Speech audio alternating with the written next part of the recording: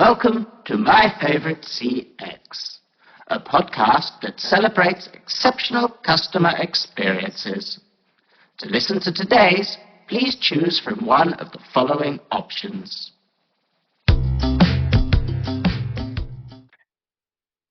Welcome to My Favorite Customer Experience, a podcast that talks all about people's favorite customer experiences and the why behind them. I'm Chris Holt from Holt CX Consultancy here in the UK, and I'm joined today by Georgia Holt. Georgia, welcome to the podcast. Hello, thank you for having me. Georgia, as the name might suggest, is related. So Georgia is the finance director here at Holt CX, and also my wife. And outside of being a director of the company, you're a full-time secondary school teacher. Indeed. Teaching maths. Indeed. And has had a range of various different roles across her career. And we're going to talk a little bit about customer experience, but also a little bit about neurodiversity as well today. Indeed we are. So Georgia, why don't you tell everyone a little bit about yourself? Okay, so as Chris said, I am a secondary school teacher. For those listening outside the UK, that is high school level, so 11 to 18. Done that for about the last 10 years. But before that, worked in the private sector as actually the customer side of things, dealing with suppliers on a very regular basis, working for 20th Century Fox, where I ran their building. So my experience comes from the other side, not providing the customer experience, but experiencing it both in a professional capacity and also in a personal capacity. Also, though, just thinking about education, we are now more becoming suppliers, and it's more like parents are becoming customers, which is something I was thinking about this morning, actually. We are now having to meet the demands of an external source rather than just focusing on education. Perfect. So let's talk a little bit about customer experiences that you experience. And said we're going to talk a little about neurodiversity. Why don't you tell the listeners and viewers why? Okay, so I was officially diagnosed with autism ADHD back in March. It means, though, that from a customer experience perspective, I've always had very strong feelings about how people talk to me and how people approach me, and which doesn't always make me the easiest customer to deal with.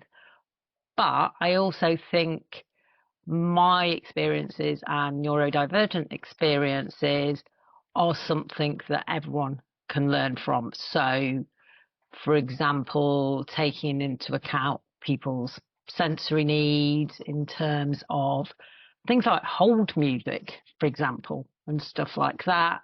Also, things like whether you're talking to a person or whether you're talking to a chatbot, and whether it's written communication.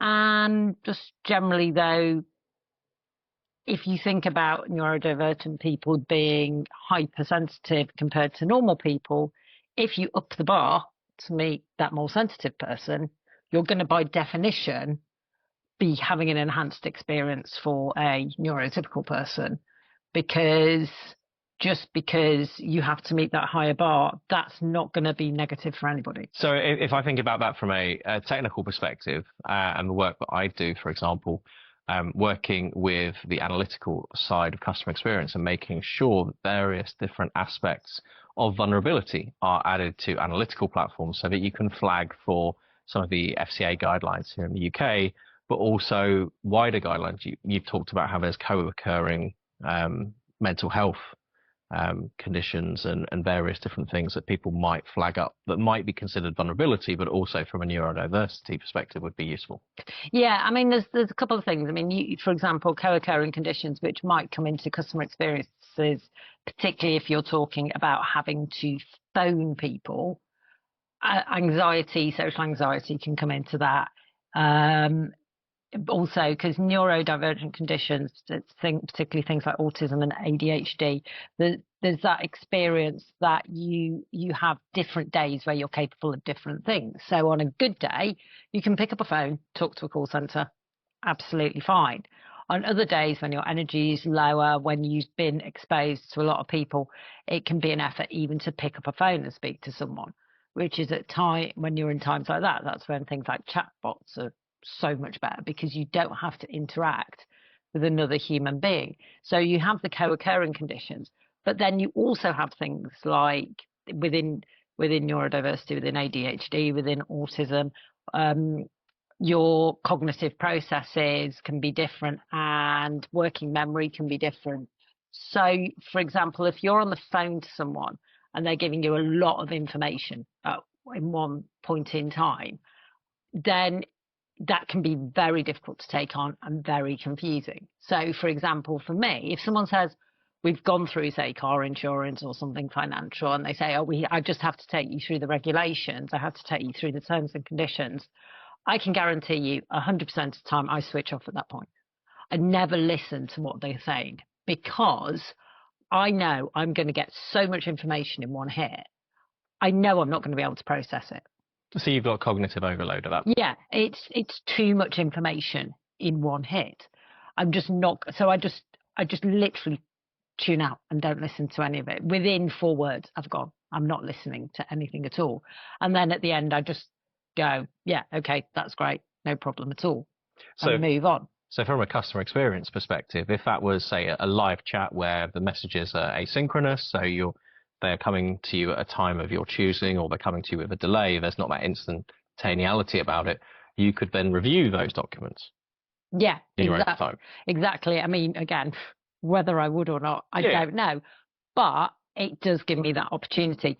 There is also the other thing of, we're not, sometimes, again, you're not that good at reading social cues. You're not that good at speaking, for example, in large groups. It can be difficult. And one of the other times, then it can be very difficult to know when to speak and when not to speak, is on the telephone. So if you're in a conversation with someone, it can be very difficult if they give you, firstly, a lot of information at one point in time, or they ask you for a lot of stuff at one point in time.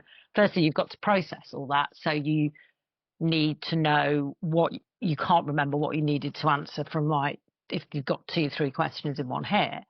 And then also you've got the thing of, if someone's saying something to you and actually you realize that what they're saying is incorrect and that's the wrong information, actually having that ability to correct that, to know when to speak, to know when to interrupt, and you can end up in this weird situation where you're either talking over someone or there's a prolonged awkward gap. So having real clear demarcations in a conversation, or having real clear demarcations of, is that correct, but not having given someone 4 or 5 pieces of information, again, is really helpful. And I don't think any of this is particularly onerous. As I said, it's just having a higher bar, because I don't think clear, concise information with pauses in the right place is going to be a disservice to anybody. Yeah, so it's almost taking that scripting that an agent might have, and instead of it being, say, 5 things and then check in, it's say 1, check, say 2, check. I mean, probably, 2 is fine. It doesn't have to become completely artificial and completely stilted. But, yeah, once you're getting to 4 or 5 pieces of information in one hit, then you are getting into, I can't remember what the first thing you asked me was. I mean, my working memory is particularly poor. You know that. Yes, yeah, you reminded me of something earlier today that was apparently something that happened 5 years ago that I couldn't remember. But if I ask you asked me something you said 2 minutes ago, I won't be able to tell you what question you asked me 2 seconds ago. Yeah, I think as well, actually, if you do break it down, as you say, if you raise the bar in how you handle customers to how you handle neurodivergent customers, if you raise that bar, it also makes it a lot easier to analyze in the back end of the contact center, because you're getting explicit answers to an individual question every time from a customer, rather than, hey, Mr. Holt, have you heard everything? Do you understand everything? We went through this, and this. If I just say yes, what I'm actually answering yes to. Yeah, you've also got to bear in mind, people don't get on the phone and start a conversation with oh, by the way, I'm autistic, or, oh, by the way, I've got ADHD. Exactly. So your agents don't know who they're speaking to. And I have had times when actually, I will hold my hands up, I've been blatantly rude to people in call centres who, for example, I remember once years ago, I had an IT issue and my IT wasn't working. Now, I I knew I had a semi decent level of knowledge and I was being spoken to and I was being asked to do things, but there was a real level of I felt being patronized about it. And because of my neurotype and my sensitivities, I immediately went into fight or flight mode, felt I was being patronized, felt I was kind of being accused of being stupid, and went into and can be then again the other side of it is then get being actually quite aggressive and short and snappy with who's on the other end of the phone. And that's also the thing that you've got to sometimes realize is you are always going to get people on a call who are going to maybe be short with you or aggressive with you because they're not having their issue dealt with. But also maybe sometimes if someone's getting short with you or snappy with you when you're asking them for information, is it actually not because they're just overwhelmed and they've gone into that fight or flight mode and they're confused and I completely understand that's a really fine line and a really difficult thing for if you're just an agent who's under pressure and you've got so many calls to get through. You're not going to have to be you don't want to have to be an amateur psychologist and go, okay, well, why is this person snappy with me? Why are they? But actually, and again, this is with if anyone is being rude with you or short with you, to just sort of take that step back and actually almost, I think, go into a sort of taking a bit more time with them and listening to them and trying to work out why are they snappy? Sorry, have I asked you for too much information in one hit? Or is it because actually you're not getting your needs met? And there's a thing that I've been reading recently and it comes from education, but it can really transform into this. And it's, I see you, I hear you, I've got you. And it's that. So, for example, say if I was on call and I was being really short and really stressed, saying, I see that you're not being able to answer my questions right now. And then saying, is there a reason for that? Or can I help you to make that more easy? And then when the person gives you the answer, say, oh, well, maybe it's too much. I can't answer all those questions in one hit, or I don't have the information to hand, or I don't feel you're listening to me and you're not addressing the problem that I actually have, then saying, I hear what you're saying to me. This is what the problem is. Don't worry. I will deal with that for you. I will ask you more straightforward questions, or I will try and address that issue. And that's where I hear you. I hear what you're saying. I'm validating you as a person, not just as a number at the end of a phone line. And I've got you. I'm going to take you kind of in my hands and I'm going to deal with that for you. I'm going to make that more straightforward. I'm going to make that a more pleasant experience for you. And that is all dependent on a couple of things there. So there are some things that we can do with technology now within the contact center space. So firstly, with the amount of data that companies take on with customers now, there's no reason why there couldn't be a flag alongside vulnerability, alongside if someone's a VIP customer and their spend and all kinds of other information, that there isn't a neurodiversity flag or a neurodivergent one even. So there's all that kind of stuff that then you could then form into what we do with the agent. Maybe we route you as a caller to our most capable agents, our ones that have the best effective questioning scores, all that kind of stuff. And I think, though, you also need a culture of empowerment. So You talked there about, I hear you, I've got you. That doesn't work if the agent is being told, oh, I need to wrap every call up in a certain amount of time and you can only ask these questions. That duty of care, that level of care only happens if those agents have been told, if you need to, you can change the question or you can do more with this customer. No, because that's how you can turn around that call that might be seeming like it's a negative sentiment, but it's not going well, by being able to maybe put an arm around the customer. But if you've got the data there as well that says, Mrs. Holt, neurodivergent, that already gives your agent some clues. Yeah, I think there are a couple of points I want to make out of that, though. The first one is everyone wants to be seen as a human being, whether you're neurodivergent or whether you're neurotypical, whomever you are. Everyone wants to be seen and heard and validated as a human being. Nobody wants to think that they're just a number or a name on a piece of paper. The minute you pick up that phone, and you speak to someone, everyone wants to be treated like they matter. I think that's just a fundamental thing in life. In anything in life, everyone wants to be seen. Everyone wants to be heard. Everyone wants to feel that they matter. Everyone wants their experience to count. Yeah. And nobody wants to feel that they're just something on a tick list. And particularly if you are phoning someone with a problem, whatever that is, you want to know that person on the other end of the phone almost cares. Not cares on a deep level, of like they're going to go home and cry because your experience has been that awful, but that they care in a professional way. Yeah. They want to solve that problem for you, because they empathize with what you're going through, even if it's just, my washing machine's broken. It's like that they get that that's a massive inconvenience and that you want it solved as quickly as possible. So there is that. The other thing is, I get what you're saying about a neurodivergent flag.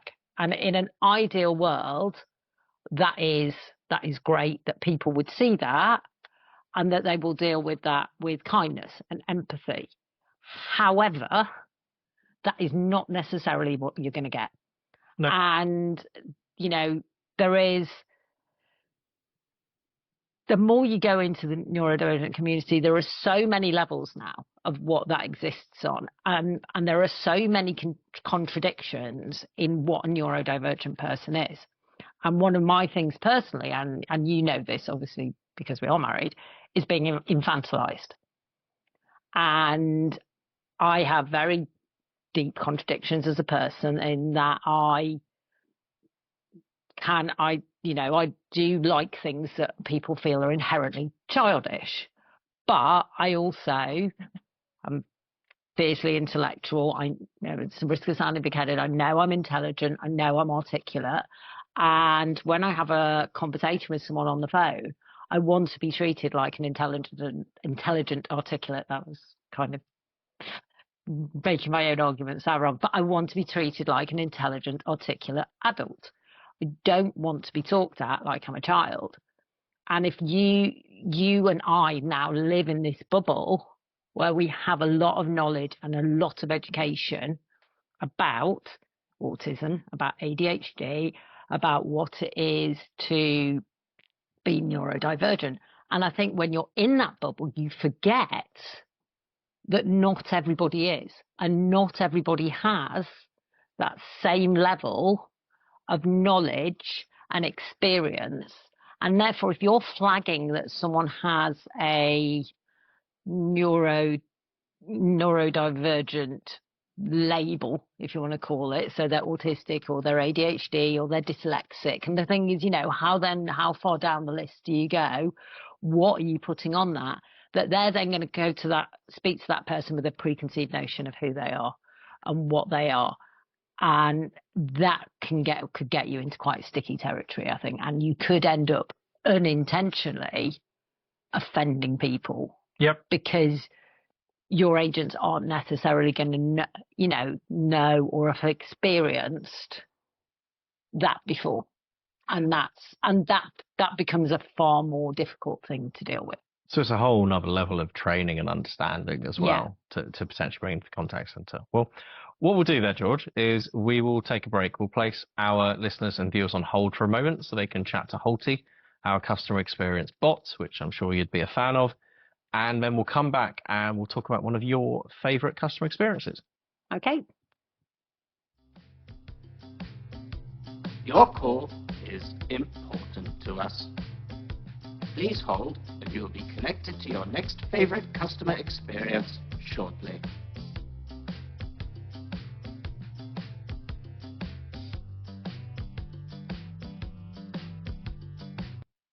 Welcome back to my favorite customer experience. My guest this week is Georgia Holt, and before the break we were talking about neurodiversity within customer experience and some of the things that are great, some of the things that are more difficult. George, why don't you tell us about a favorite customer experience that you've had? Okay, so we're going back. You're going to have to help me with some of the details now. When did we went to Holland? In April. So this is also obviously a customer experience that you have experienced with me because we were together. So back in April, we went to Holland to go to a live gig. Now, as much as I love live music and I enjoy live gigs, and if you have a seat, that's great. When we go to gigs where there is standing, it's never been a particularly positive experience for me. Not just because I'm only 5'4" and I can't see over people a lot of the time, but I always used to pick out one or two people in the crowd that I used to really, really irritate me. And these would just be nice people living their lives, enjoying a gig, maybe having a dance and whatever. But I would absolutely fixate on these people and, to put it bluntly, kind of want to kill them. And I realised once I got my diagnosis and I learned a lot more about it, I realised the reason was I was completely overwhelmed by the environment that I was in. There was people around me. I'm very protective of my personal space bubble. There was people around me. I was here to see a gig, so I needed to make sure that I saw it. And basically the whole experience was putting me into fight or flight mode. And that fight or flight mode was being channeled into just a couple of people really irritating me. But it was a general overall experience, so that really detracted from the enjoyment of the gig. Now, obviously, accessibility is becoming a much bigger thing. And was it you that saw on the website that they had an accessibility thing at the venue where the gig was? The venue's the Tivoli over in Utrecht. So really modern venue, got loads of different kind of concert halls in the same place. And on their website, they had a great section on accessibility. And actually what we'd seen, a lot of UK venues talk about disability access, and that's all accessibility means to a lot of places still at the moment. Yeah. But they said, look, if you've got any sensory needs, get in contact.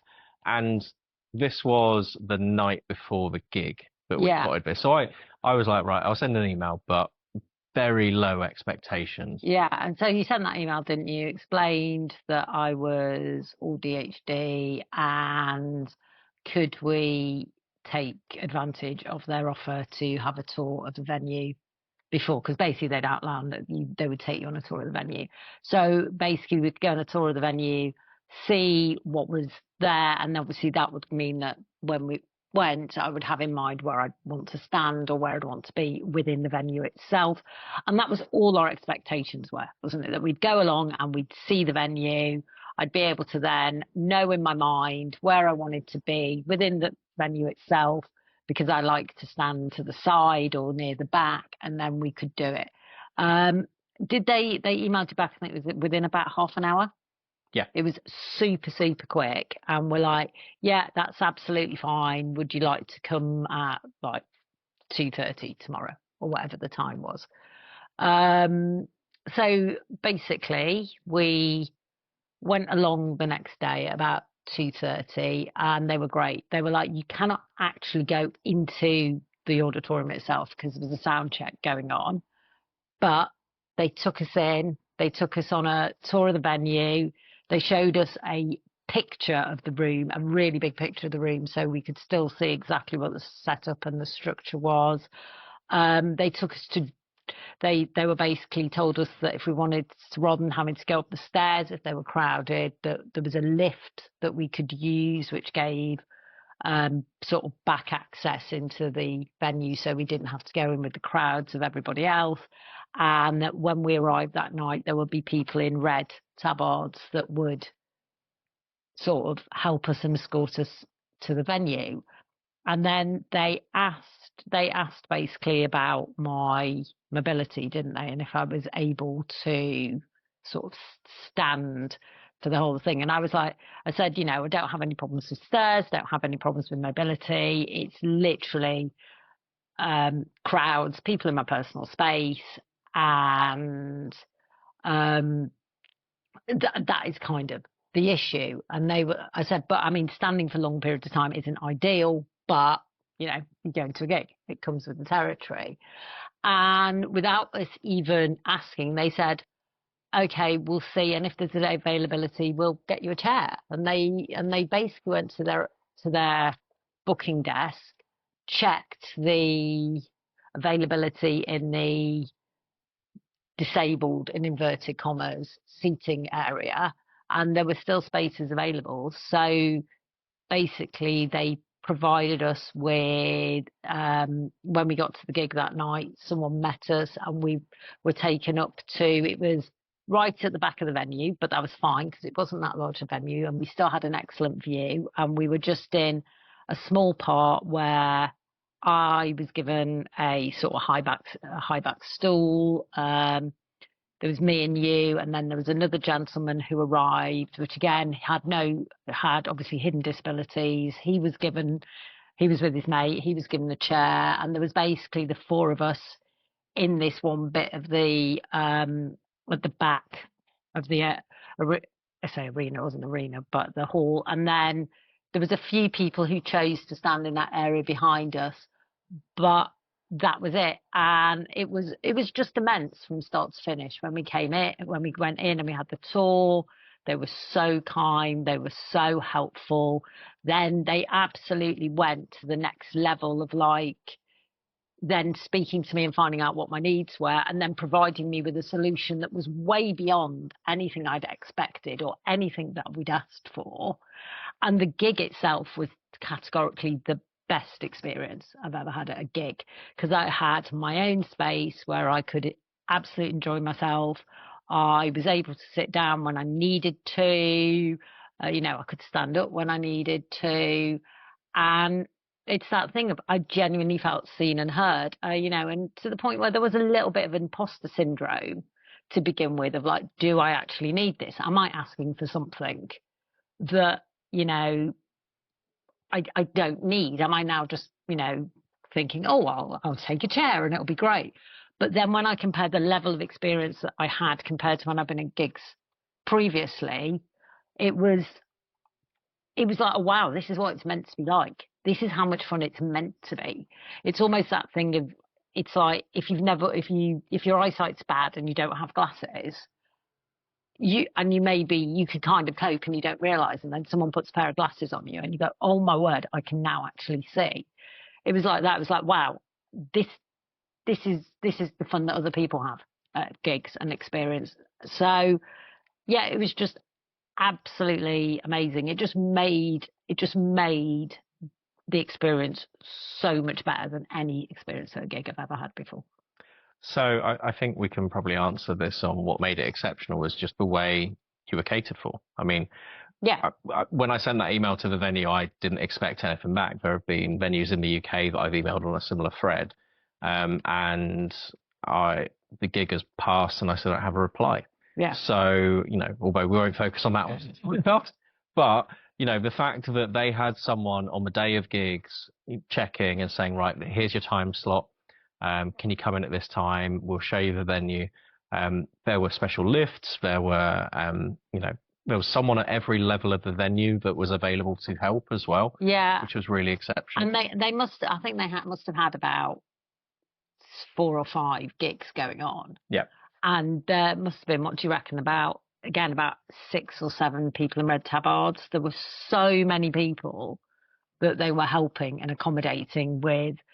Some had obvious disabilities. There were people with wheelchairs and people with sticks. But then they said the bloke sitting next to me, he had no visible disability, so they catered for the whole gambit of needs that people had. And they, even that when they were really busy, they were just so helpful and so there for you. And they were like, even if you had to wait, they were like, do you mind waiting? And it was like, no, that's fine. And then they'd come back and say, sorry, we haven't forgotten about you. You know, we just need to sort this person out first or whatever. And it was just a really, really positive experience from start to finish, and an experience that, you know, when you're kind of singling yourself out as having needs, you know, you can almost be said embarrassing, and you almost want to apologize for it. And there was none of that. I didn't feel in any way that I was being made to be a burden or asking for something that I shouldn't have had, you know, because I said it is completely invisible. You know, that the thing about things like whether it's neurodiversity or whether it's just anxiety because you suffer from an anxiety disorder, it's completely invisible. You know, I've been in places and had panic attacks and nobody would have known. You know, you could have been having a conversation with me while I was having a panic attack and it would be so internal that you wouldn't even know.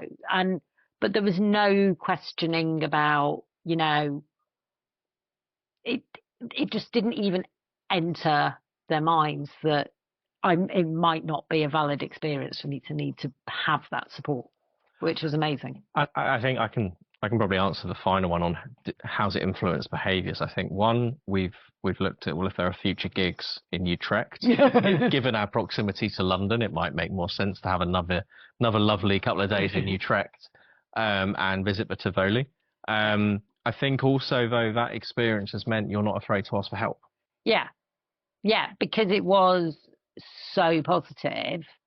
I am now like, yeah, I will ask for help. And it's the more positive experiences you have when you ask for help, the more likely you are to ask for it, which I think can only be a good thing. It's like, obviously, I've got my sunflower lanyard, I've got a hidden disabilities card, and airports are one of the big things that obviously say that they recognise that. And our experiences in airports has been really diverse. Some airports are proactive about it. Some of them are like, well, we won't question you. And others, you're like, well, they don't even acknowledge that there's a difference. But the positive experiences mean that I am now more likely in a situation where people are proactively offering that support. He's giving me the confidence to ask for it more. Yeah. Which is massive, because obviously diagnosis gave me more confidence to ask for support, but pre-diagnosis I would struggle to the end of the earth and I would never ask anyone to help, because it was like, well, everyone else is coping. Yeah. There must be something wrong with me that I can't, so I'm not going to ask for help and highlight even more what a failure I am. Since diagnosis, it's become a bit more like, yeah, well, there are reasons why I feel like this, so I will ask for help. And now the positive experiences, and it's not just the positive experience of asking for help, it's the positive experience that follows on when you've got that help. So like that gig being the best gig in terms of enjoyment that I've ever been to, it means that you realise that you do actually need that help, because there is that thing of you don't live in anyone else's head. So you always assume the experience that you have is the same experience that everyone else is having. And it was only sort of when I started to investigate and go down the road of diagnosis that I suddenly started to realise that not everyone does feel like that. Not everyone's experience is that. Not everyone does struggle with this. Not, you know, and that's like, well, actually, why should my experience not be on the same level as everybody else's? Why should it not be as stressless as everybody else's? Why shouldn't it be as enjoyable as everybody else's? Because actually everybody else wasn't standing in that room wanting to kill everyone around them because they were completely sensory overwhelmed. You know, they were just having a great time. But I didn't realise that. Yeah. You know, I thought they were probably feeling about me the same way as I was feeling about them. Certainly not a Father John Misty concert. So, Georgia, we'll wrap there. Normally, I would ask where can people find you, but it's generally in a school. It is. Yeah.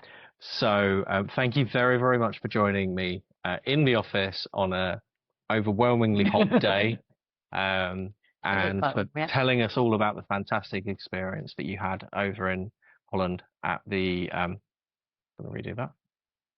And for telling us all about the experience you had over in the Netherlands at the Tivoli in Utrecht. Top marks to them for providing exceptional customer experience. Do they get a tag in this? I will definitely tag them. Yeah, absolutely. We'll tag them.